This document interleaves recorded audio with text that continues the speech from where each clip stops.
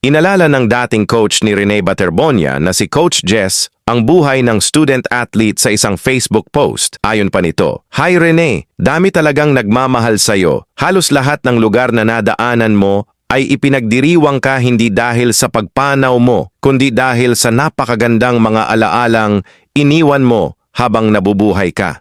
Hindi ka lang isang student-athlete, isa kang tunay na mabuting tao at hindi ako magsasawang ikwento sa buong mundo kung gaano ka kabuti, kung paano mo pinasaya at binigyang inspirasyon ang napakaraming tao. Makikita sa pagmamahal ng mga tao kung anong klaseng buhay ang nabuhay mo. Isang buhay na puno ng kabutihan, respeto at pagmamalasakit sa iba. Love na love ka namin, MVP. Maraming salamat sa lahat ng alaala, aral at inspirasyong iniwan mo sa amin. Habang buhay kang mananatili sa puso namin,